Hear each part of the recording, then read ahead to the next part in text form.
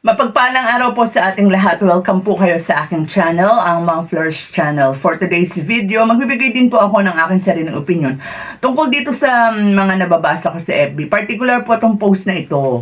Ayan. So, bagamat hindi naman niya tinungkol na si Kalinga Parabian, alam naman natin na kapag prinsipe, si Kalinga Parabian, pag hari, si Kuya Val yan. At alam naman natin na kung kanino nanggagaling to sa mga anti-Kalingap. So, nakakalungkot lang na tinutuligsa niya yung way ng pagtulong ni Kalinga Prab sa, yun nga po, sa mga naulilan ni Tatay Robin. Pero hindi niya po nahin yung sarili niya na ito na nga, kumbaga may namatayan, issue ka pa rin. 'Di ba? Issue pa rin. Dapat ano ka muna, yung pwede bang stop muna dahil nga nagluluksa ang Kalingap. Alam niyo po si Tatay Robin, kahit na hindi kapamilya sa dugo ng Kalingap yan, kapamilya ng Kalingap si Tatay Robin sa puso. Di po ba? So, one Kalingap, one family, nagdadamayan, nagtutulungan. Ewan ko sa inyo, bakit patuloy pa rin ang issue? So, stop na po muna. Pero, anyway, dahil na-post na yan, pinagpiestahan na yan, kayo po ba? Kayo ang tatanungin ko, mga Kalingap. Hindi po ba kayo sang-ayon sa ginawa ni Kuya Val na pag-update kay Tatay Robin, sa kalagayan ni Tatay Robin, at dun sa pagbablog ni Kalinga Prab sa pagpunta sa burol at pag-interview sa mga anak ni Tatay Robin? Kasi kung ako po ang tatanungin, yung kay Kuya Val, yung pag-update niya ng sitwasyon ni Tatay Robin, ano po yun wala akong nakikitang masama doon. Kasi alam nyo, dahil dun sa pag-update na yun ni Kuya Val, nakalikom agad-agad ng 180,000 para doon sa pagpapa-opera ni Pia, yung pong may bahay ni Tatay Robin na kasama niyang na-aksidente. 180,000 ay hindi maliit na pera. Na kung hindi dahil sa pagpupursige ni Kuya Val, ay baka hindi, 'di ba? Hindi makapag-produce ng ganong kalaking pera. Bukod pa doon sa araw-araw na pag-iiwan ni Kuya Val ng pera. Hindi naman po milyonaryo si Kuya Val para i-shoulder niya lahat yan. So, kailangan ni Kuya Val ang tulong natin. Lahat ng mga manonood, lahat ng sumusuporta. So, dapat nga po, magpasalamat pa anong ginagawa nyo? Tinutuligsa nyo pa, sinasabi nyo pinagkakakitaan. Bakit yung pagpang kinita ay binulsa? Oo, pinagkakakitaan. Pero, ang lahat ng kinita ay para doon din sa nangangailangan.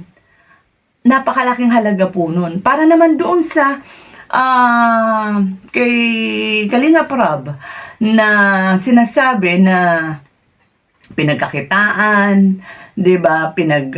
Samantalahan yung pagkakataon na yun at in-interview yung mga bata na sa halip nagluluksa. Well,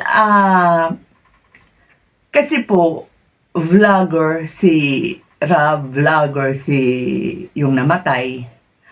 And pihado ko, hindi yan gagawin ni Kalinga Prab kung walang basbas o pahintulot, 'di ba?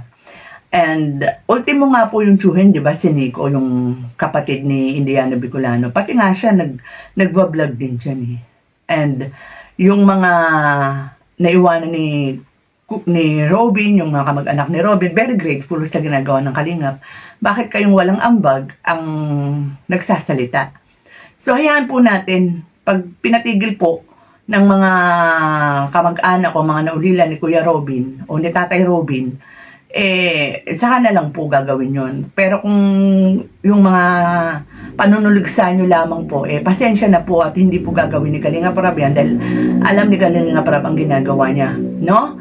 And wala rin naman din po kayong maitutulong. So, kung hindi ganyan, at least sila Kalinga Prab, yung kanilang mga vlog, kumita man yan, doon sa beneficiary na pupunta. Yung iba na kuda ng kuda, pinagkakakitaan ng Kalingap, hindi man lamang nag-aambag doon o nag-aabuloy doon sa mga pangangailangan ni na Tatay Robin. So, ako para sa akin, yung ginawang pag-interview ni Kalinga Prab doon sa mga bata, maganda rin naman po yun na makita ng mga subscribers o supporters, viewers ng Kalingap, yung sitwasyon ng mga bata. Kasi tulad nga ng sinabi ko kanina, after na mailagay sa huling hantungan si Tatay Robin, ang dami pa pong pangangailangan, hindi naman doon natatapos yun eh. 'Di ba? Mag-aaral pa yung mga bata na yan, lalo't nalalapit ng pasukan. Syempre, hindi pa naman galaw masyado si Pia dahil nakita naman po natin na major operation nangyari sa kanya.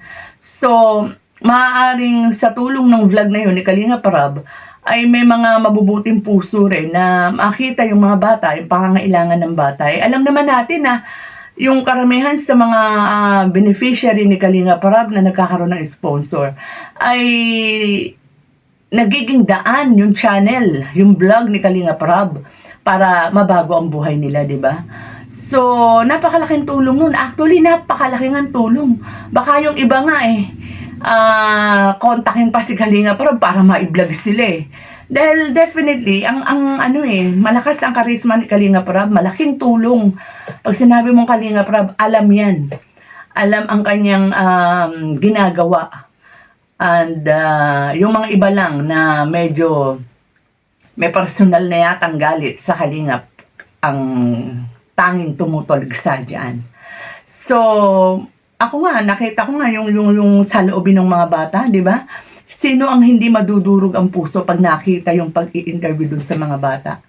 And, di ba, sabi ko nga, One Kalingap, One Family, yung mga viewers yan, kahit na mga maliliit na halaga yan, pag pinagsama-sama, nakita nyo yung, di ba, yung mga iba't ibang K-boys, nakikita natin may pinaaabot na tulong, lalo-lalo na sa pangunguna ni Kalingap Edo, yung mga supporters ni Kalingap Edo, di ba?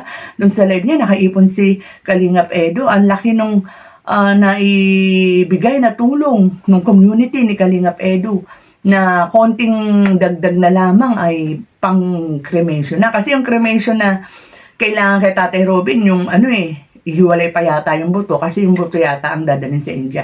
And speaking of pagpunta sa India, syempre, sino bang gagastos dyan sa mga passport ng bata na yan, di ba? Yung pamasahin ng mga bata, di si Kalinga Prab din. Pero, syempre, kung yan, sa tulong ng, sa ginawang vlog ni Kalinga Prab, maaaring matulungan si Kalinga Prab na itong mga batang to ay after ng mawala na nga ang kanilang tatay, no? O ng kanilang papa, ay nangangailangan din po ng tulong yan. So, yung paraan ng pagtulong ng Kalingap, ay wag na po nating gawa ng issue. Dahil nakikita naman natin, na kumita man yung mga vlog nila, patungkol kay Tatay Robin, ang nakikinabang at ang pangunahing mga tutulungan yan ay ang pamilya din po ni Tatay Robin. So with that mga Kalingap, hanggang dito na lang po muna ang ating kwentuhan. Mag-iingat po tayong lahat. Muli po ang ating pakikiramay sa mga naulila ni Tatay Robin. At bago ko makalimutan, syempre po, napaka-importante ng ginawang interview ni Kalinga Prab dun sa mga bata kasi po, yung channel ni Indiana Bicolano, pihadong ang magpapatuloy niyan ay si Pia, ang kanyang may bahay. At least may background na yung mga nakapanood kung ano ang sitwasyon ng mga bata. So again, mga Kalingap, hanggang dito na lang po muna. Mag-ingat po tayong lahat and God bless.